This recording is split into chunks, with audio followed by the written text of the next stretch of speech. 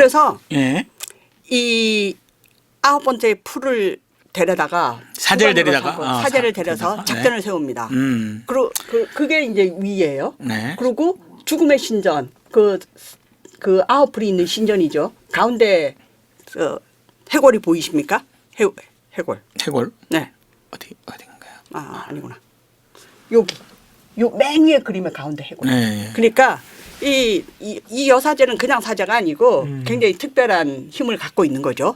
그리고 그 뒤에 있는 또 전사들이 보여요. 둘 다 여자입니다.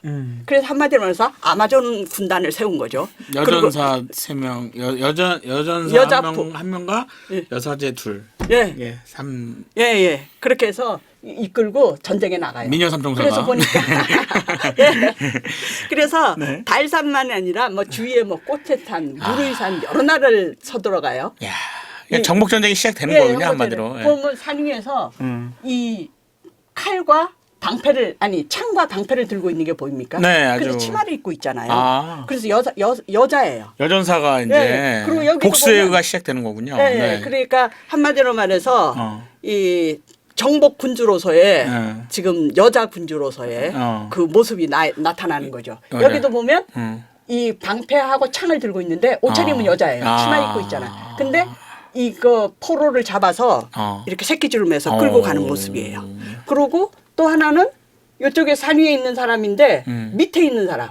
밑에 있는 사람이 누군지는 모르지만 요건 남자죠. 그러니까는 이 여섯 원숭이의 편은 아닐 거예요. 그렇죠. 근데 머리가 잡혔어요. 아. 그러니까 내가 졌다는 의미죠. 아하. 그러니까 지고 이기고 자잘군한 전투에서 질 수는 있지만은 아. 대충 승리를 향해서 가는 거죠. 대충 하여튼 그 예, 모든 예. 정복하고 나라를 예, 좀 예. 키워나가는 그런 복수도 거죠. 하고. 그러니까 뭐, 예. 이 고문서가 재밌는 게 꼭 승리에 그것만 넣는 게 아니라 지는 모습도 이렇게 표현해놨어요. 그렇죠. 그리고 마지막으로 승리하는 것이 드디어 달과 곤충의 산에서 이게 달과 곤충의 산이에요. 지금 화살표로 나와 있는 게. 자기 그러니까 형제를 죽인 그 나라군요. 그렇죠. 네. 그러니까 원래는 달의 산의 나라하고 곤충의 산의 나라였잖아요. 네. 근데 둘이서 결혼해가지고 달과 곤충의 산을 아, 거기는 벌써 이미 동맹을 맺었군요. 네, 동맹을 맺어서 달과 곤충의 산이 돼버렸어요. 달과 곤충의 산과 이제 붉은 보따리, 승리해서. 붉고 예. 하얀 보따리와 이렇게 전쟁을 하게 되는 거군요. 네. 예. 아니 안유대 왕국. 안유대 왕국과 그렇죠. 네. 안유대 왕국이 이제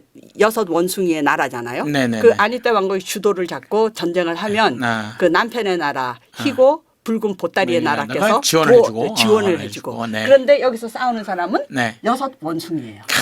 주도권을 보입니까? 네.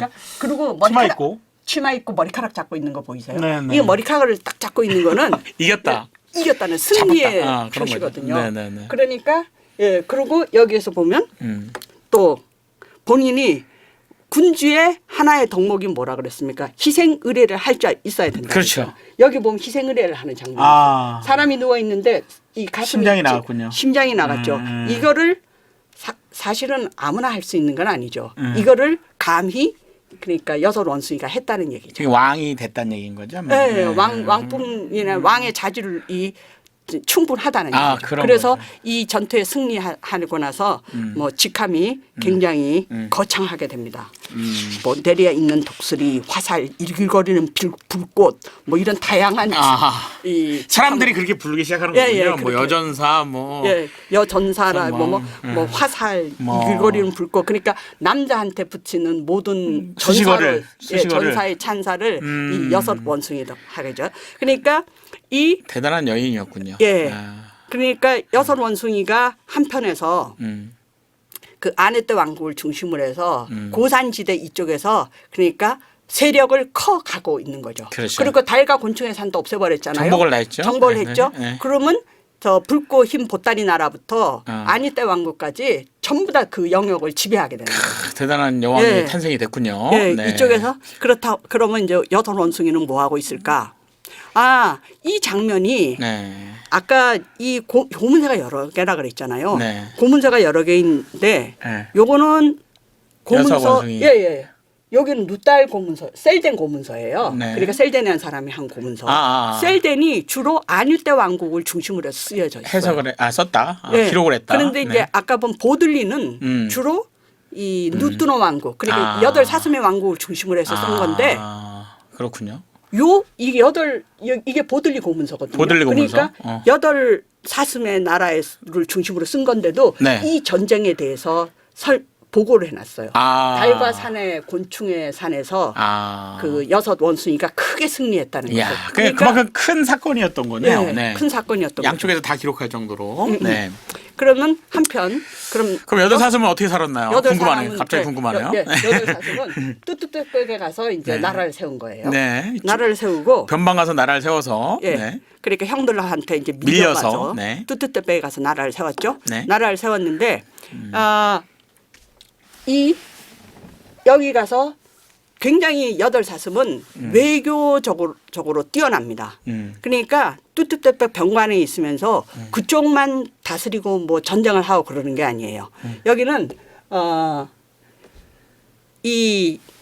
이쪽이 빅스테카가 이쪽 구석에 처박혀 있잖아요. 네네네. 그런데 멕시코 시티랑 연결될 수가 있거든요. 그렇죠. 그리고 네. 문명은 멕시코 시티 그러니까 테오티아칸 그 중앙공원과 마야 지역이었지 않습니까? 네. 양쪽으로. 네. 그리고 이제 이쪽은 사실 오랫동안 변방이고 네. 900년 이후에야 이제 발전하기 시작하는데요. 그렇죠. 그리고 그 당시에는 테오티아칸을 이어받은 똘테카 똘테카. 네, 툴라를 중심으로 해서 네. 똘테카 지방이 있습니다. 제가 별로 얘기 안 했는데 네.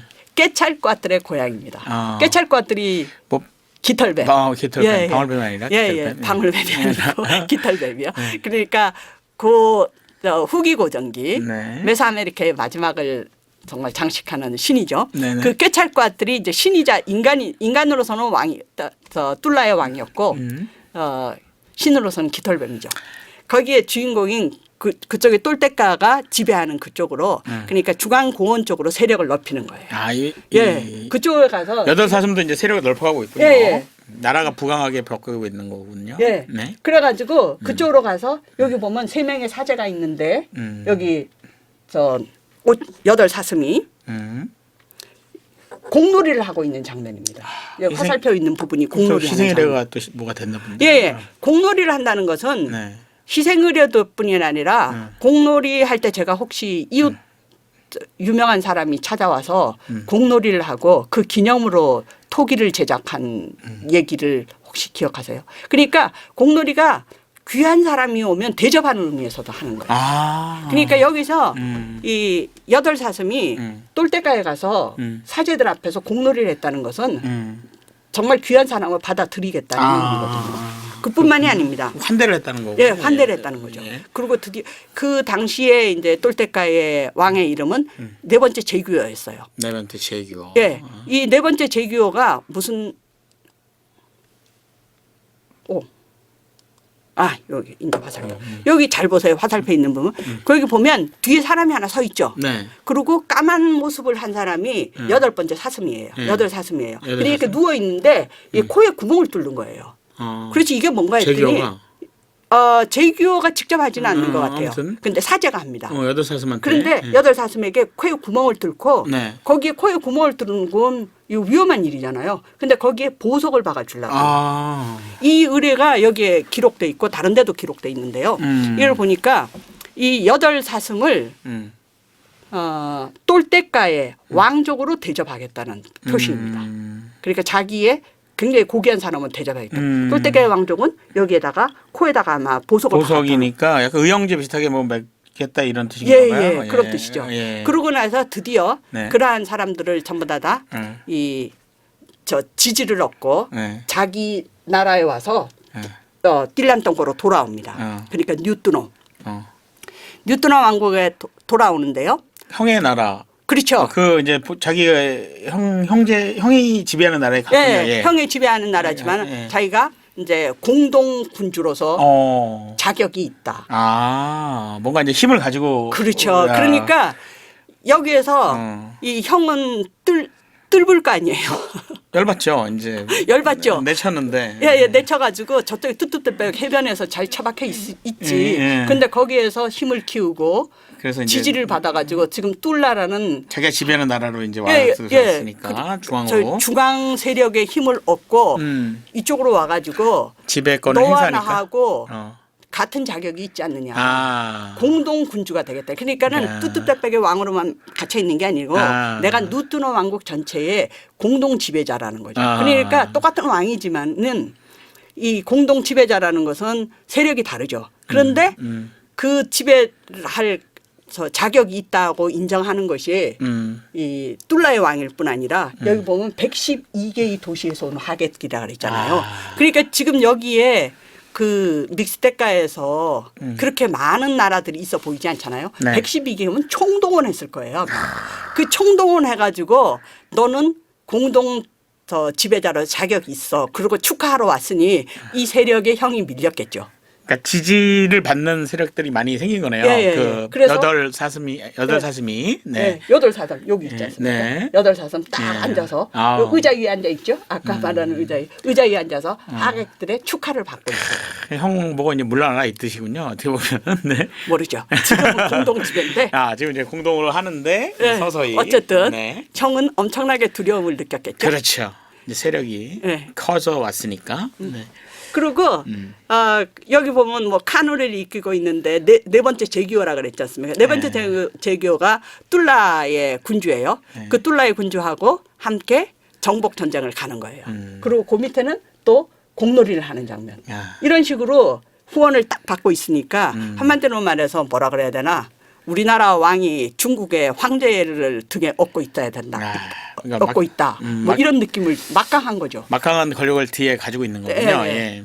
그런데 이 뉴트너 왕국으로 와서 그러니까 양쪽을 지배하고 있지 않겠습니까? 자기 뜻대로. 근데 중요한 거는 이 여덟 사슴은 뉴트너 왕국을 실질적으로 지배하고 싶은 거예요. 이제 그래서 어느 날 독자적으로 이제 하고 싶어. 예, 독자적으로 예, 형이 이제 뒤쪽으로 좀 물려놨지만은 그것으로 만족할 사람이 아니죠. 그렇죠. 그래가지고 이 형이 증기탕에 그러니까 이쪽이 건조한 지대라 그랬지 않습니까? 그렇습니다. 그래서 목욕을 많이 하겠죠. 아무래도. 목욕을 하는데 한마디로 말해 사우나를 하는 거예요. 이거는 멕시코 시티 쪽에서도 마찬가지예요. 그러니까 이런 조그마한 방에다가 돌을 뜨겁게 달아요.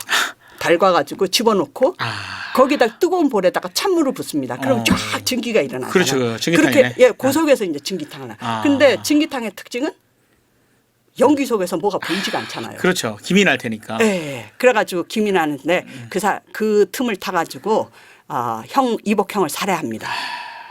근데 그 살해자가 물론 여덟 사슴은 아니겠죠. 그렇지만 여섯 사슴의 이제 지시를 받은 사람들이겠죠. 일단 첫 번째 엄마의 아들을 살해하는군요. 네. 여기. 이걸 제가 화살표시. 여기 죽인 모습이에요. 죽은 사람의 모습은 이렇게 되고 여기 살해하는 장면이 보이죠. 그러면 이 사람이 살해를 당했으면 제일 먼저 의심받아야 될 게 여덟 사슴이잖아요. 그렇죠. 제일 큰 수혜자잖아요. 이제 그렇죠. 공동 정치를 하다가 혼자 남았죠. 나라를 이제 혼자 차지하게 다스리니까. 그랬는데 엉뚱하게도 이 여덟 사슴은 누나한테 뒤집어 씌웁니다. 누나가 누군가 아니요. 아까 자기 이복 누나 그러니까는 즉 이 죽은 사람의 친누나가 되겠죠. 네. 그 친누나나 뭐 여동생 누나인지 여동생인지 모르겠죠. 누인지. 어쨌든 이 사슴한테는 누나예요. 그게 누구였는가니 여섯 원숭이랑 결혼한 11번째 바람. 11번째 바람의 첫째 부인이 그 누나였다 그랬잖아요. 맞아요. 여덟 살면 그러니까 만약 얘가 첫 번째 죽으면 부인이 바로 11번째 그렇죠. 바람에. 얘가 죽으면 여기서 죽으면 여기가 지금 경쟁국이지 않습니까? 경쟁국 누나가 경쟁국이 있으면서 이득을 취하게 된다 이거예요. 그리고 이쪽으로 뉴트너 왕국을 차지하려고 그런다. 그리고 비난을 합니다. 그래서 그쪽으로 모는구나. 네, 그쪽으로 몰아가지고 엉뚱하게 이 누나는 저쪽에 있고 그리고 여기에 두 아들이 있죠. 누나의 아들들이 해를 잇게 돼요. 그리고 이 나라 저쪽에 있어. 11번째 바람의 나라에 있으니까. 그리고 그리고 여기 죽은 사람의 아들은 이어받지 못하고 그러니까 저기 자격이 안 된다 이거죠. 그리고 여덟 사슴이 독자적으로 통치하게 됩니다. 이게 뭔가 운명의 장난 같은데요. 아무튼 연계가 돼 있으니까. 여덟 사슴의 야심을 알 것 같죠? 야망이. 그런데다가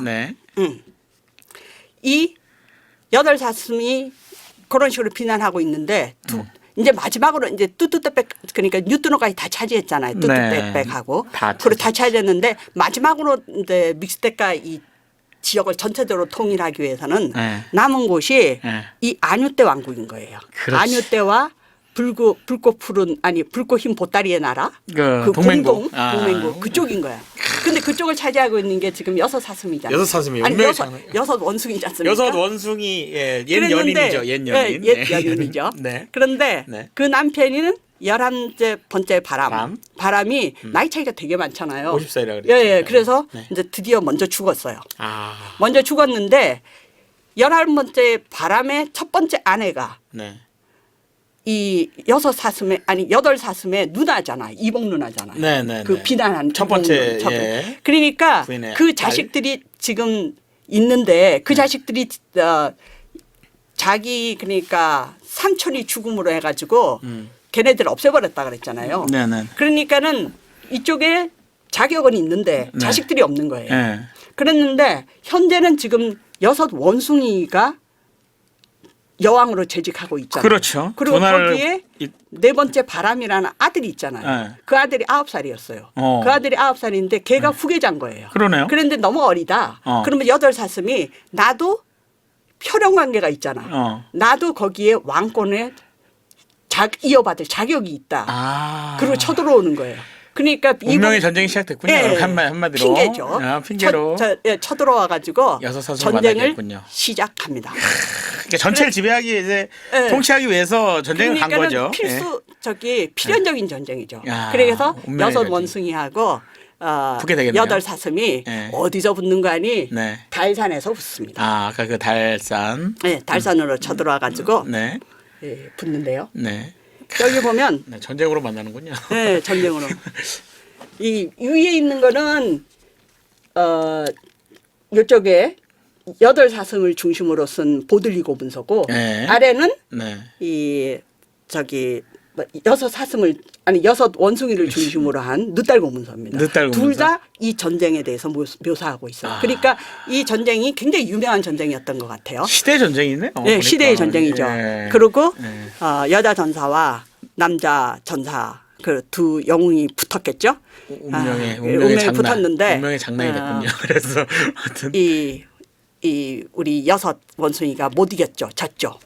여섯 원숭이 여왕이 진 거예요? 여왕이 졌어요. 여신이 토로로 잡힌 11번 바람의 아들들 그랬잖아요. 그래가지고 이 바람의 11바람 첫 번째 아들들입니다. 그러니까 첫 번째 부인의 아들들이 잡혀서 다 죽어요.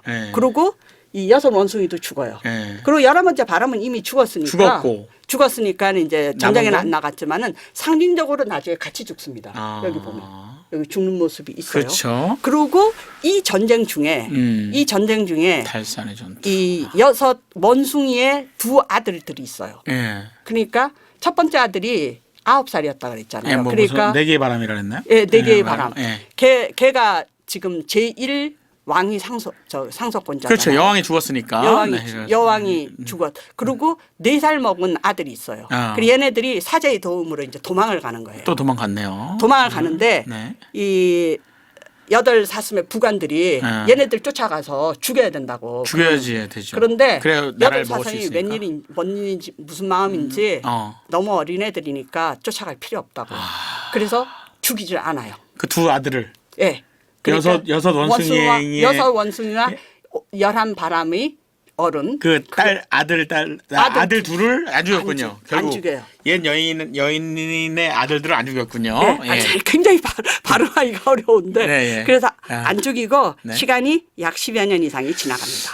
그리고 나라는 여덟 사슴의 세상으로 바뀐 거죠. 그렇죠. 여덟 사슴이 그리고 세상이고 완전 다 통치하는 거네요. 완전히 통일. 믹스테카를 통일한 유일한 왕입니다. 그 왕이군요. 유일한 왕인데 그 왕가는 대단히 복잡하겠죠. 이때 여덟 사슴이 그냥 죽여가지고 왕을 차지할 수는 없잖아요. 그래서 여덟 사슴이 누구랑 결혼을 하는 거 아니요? 그 딸하고 결혼을 합니다. 그러니까 붉고 흰 보따리. 예, 왕. 보따리 왕이 나이가 많다 그랬잖아요. 11번째 바람에 11번째 나이가 많은데 네. 첫 번째 딸 첫 번째 부인하고 딸이 있는 거예요. 아하. 그 딸하고 결혼을 합니다. 동맹을 맺기 위해서. 예. 그러니까는 그래서, 합법적으로 자기도 그 딸하고 결혼하면 그 딸이 그러니까 자기의 조카예요, 사실은. 되게 복잡하네요. 자기의 배다른 누나의 딸이잖아요. 그렇죠. 그런데 그 자기 조카하고 결혼을 해요. 그래서 이제 통일을 하는군요. 그러니까는 이제 혈연적으로도 합법적이고 군사적으로도 통치하고 합법적으로. 네. 그래서 그 딸하고 결혼을 하는데 네. 그 딸이 행복했겠습니까? 자기의 삼촌이기도 하지만은 나이도 많고. 자기의 삼촌이기도 하지만 자기 아버지라기보다도 자기 오빠들을 죽인 사람이기도 하고. 그렇겠죠. 네. 그래가지고 네. 이 여자가 네. 아들을 못 낳던가 그래요. 근데 딸만 낳았어요. 딸을 낳고 그리고 그 부인을 그렇게 해서 하고 원래 또 이 여덟 사슴이 결혼했던 첫 번째 부인? 부인들도 있을 거 아니에요. 네네네. 그래서 이 사실은 궁전이 네. 통일 제국이지만 궁전 내가 평화롭지는 않았어요. 가족사가 복잡하니까. 네, 가족사가 복잡하니까. 네. 그러던 어느 날 네. 두 번째 부인이 네. 자기 동네로 네. 사냥을 가자고 꼬시는 거예요. 그러니까 두 번째 부인하고 뭔 일이 있었는지는 모르겠어요. 네. 그래서 사칠러라는 마을로 가는데 네. 그쪽이 서남 쪽에 있는 네. 그 건조한 지역입니다. 네. 그래서 여기서 사냥을 가는 장면이에요. 네. 사냥을 가가지고 사냥을 나섰는데 네. 이 나무숲 사이에는 이미 매복자가 있었어요. 그러니까 적이 많겠죠. 적이 많겠죠, 아무래도. 있었는데 그리고 요 마지막 장면인데요. 요 장면은 텐트예요. 텐트에 누워 있는데 이 사람이 지금 여덟 사슴입니다. 여덟 사슴이 텐트 속에 누워 있는데 그날따라 바람이 많이 불고 굉장히 마음이 불안한 거예요. 그리고 여섯 원숭이가 나타난 게 아니라 11번째 바람이 자꾸 나타나는 거예요. 자기가 직접 죽인 사람은 아니죠. 먼저 죽었으니까. 먼저 그냥 여섯 원숭이의 남편이었죠. 원숭이 남편. 예. 네. 그러고 나타나는 그러는데 그래서 꿈결처럼 막 그가 나타나서 나한테 해를 끼치는 것 같고 막 그러는데 실제로 뭐가 나타난 거예요. 나타나서 이 창을 들고 있죠. 그리고 칼을 들고 있습니다. 그리고 찔러 죽이죠. 그러니까 이 전쟁에서 영광스럽게 죽으면 희생 의례를 통해서 죽는 거예요. 그렇죠. 근데 얘는 살해를 당했기 때문에 암살당했군요. 찔림을 당해서 죽은 거죠. 그 찔림을 죽은 사람이 누구였겠습니까? 또 뭐 그쪽 아들이었나요? 그렇죠. 자기가 살려준 네 번째 아들이 9살 된 아들이 이때가 복수를 했던 거예요. 52세 되던 해이기 때문에 얘가 23살인가 돼서 나타난 거예요. 23살에 나타나서 마침내 복수를 완성했죠. 어머니 복수를. 어머니 아버지의 복수. 예, 어머니 아버지 모든 복수를 완성하고. 근데 그날에 이제 11번째에 그 바람이 자꾸 나타났다 그랬잖아요. 네. 그 다음 날이 11번째 바람이 생일이었던 거예요. 그러니까 한마디로 말해서 태어난 날인가? 그래서 복수에 적합한 날이었다는 거죠.